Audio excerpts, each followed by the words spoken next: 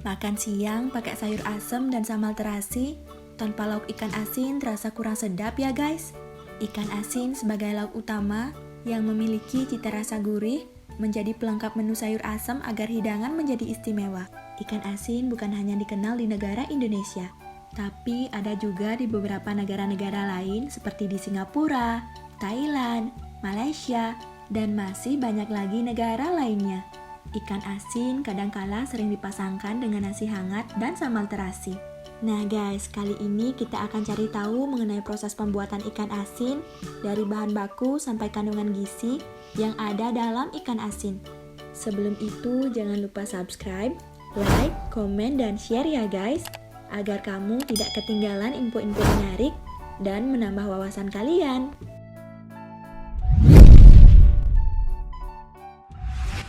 Kita mulai dari yang pertama, bahan baku pembuatan ikan asin. Rasa ikan asin yang enak tidak terlepas dari cara pembuatannya. Bahan-bahan baku seperti ikan harus segar dan higienis. Komposisi antara garam dan besar kecilnya ikan juga menjadi takaran tersendiri untuk menghasilkan cita rasa ikan asin yang enak dan berkualitas baik. Bahan baku yang pertama ada ikan. Pilihlah ikan yang masih segar karena keseragaman ikan sangat menentukan mutu ikan asin. Bahan baku untuk pembuatan ikan asin dapat dikelompokkan menjadi 3 bagian ikan yang berukuran besar, sedang, dan kecil. Untuk yang berukuran besar misalnya ikan tenggiri, tongkol, kakap, mayung, dan sebagainya.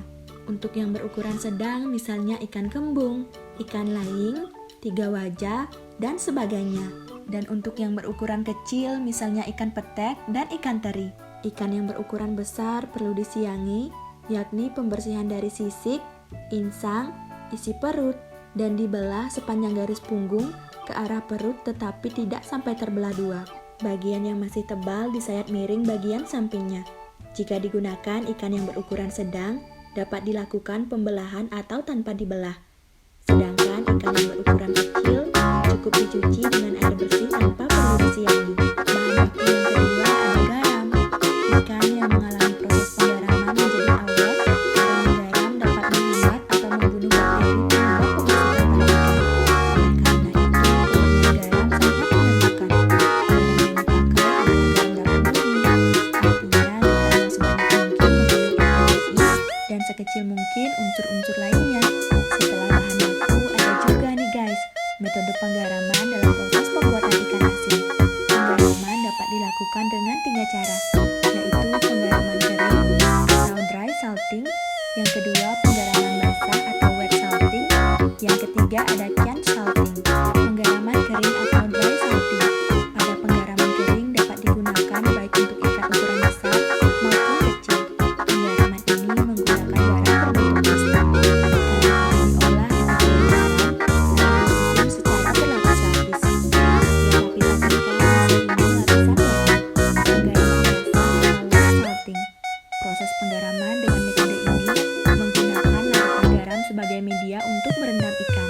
Penggaraman can salting. Penggaraman ini hampir serupa dengan penggaraman kering. Bedanya cara ini menggunakan kedap air. Ikan hanya ditumpuk di lantai atau menggunakan keranjang.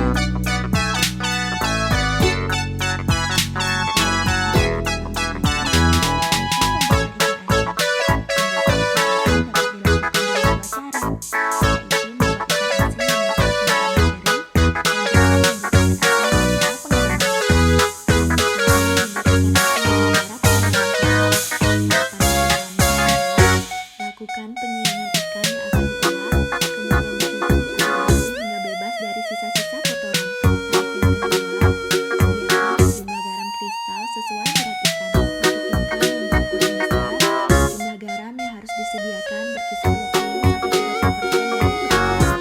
Untuk ikan berukuran sedang, 15-20%. Sedangkan ikan yang berukuran kecil 5%. Tahap yang ketiga, dalam wadah atau bak setebal 1-5 cm, tergantung jumlah garam dan ikan yang akan diolah. Lapisan Hickory dickory dock, the mouse ran up the clock. The clock struck one, the mouse ran down. Hickory dickory dock, tick tock, tick tock. Selanjutnya tambahkan kembali garam pada lapisan ikan tersebut. Lakukan penyusunan ikan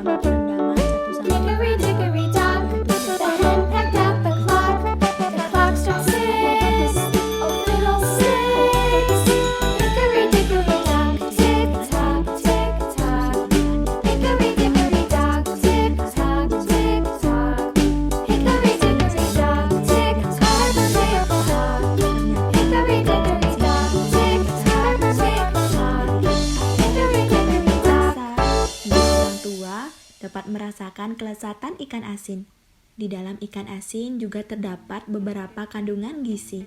Mau tahu kan guys, apa aja kandungan gizi dalam ikan asin?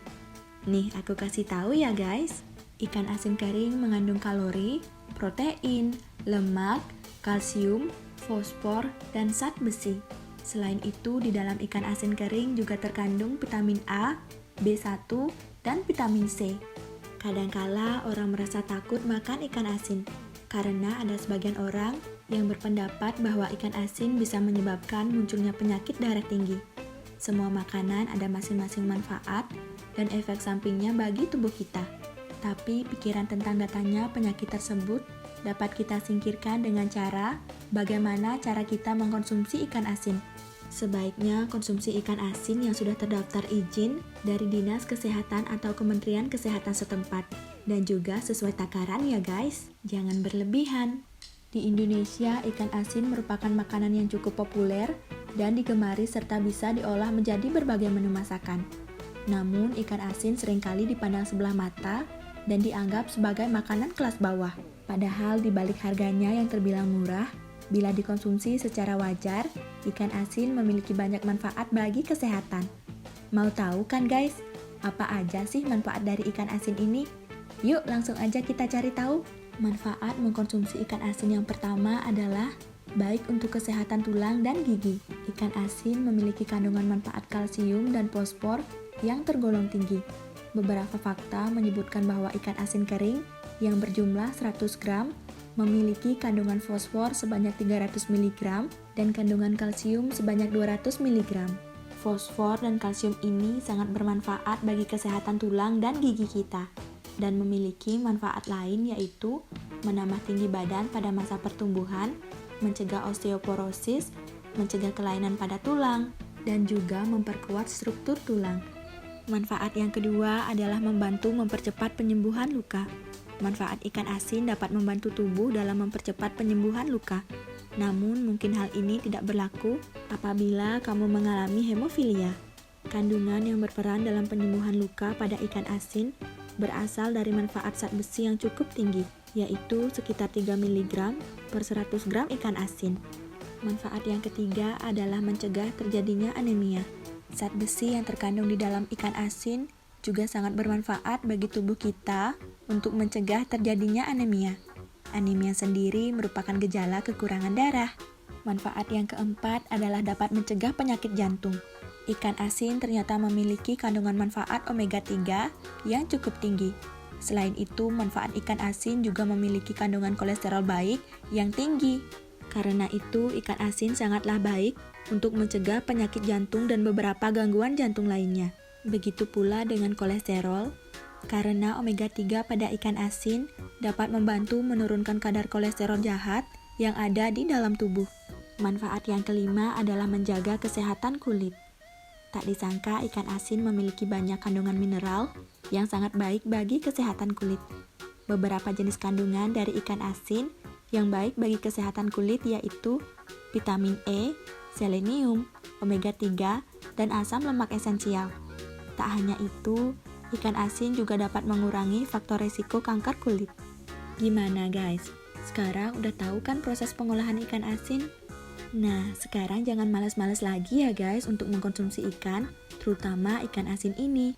Karena ikan asin juga memiliki manfaat bagi tubuh kita. Sampai di sini dulu ya guys video kita kali ini. Jangan lupa untuk terus tonton video di channel YouTube ini agar menambah wawasan kalian, dan sampai jumpa di video berikutnya. Bye! Let it go.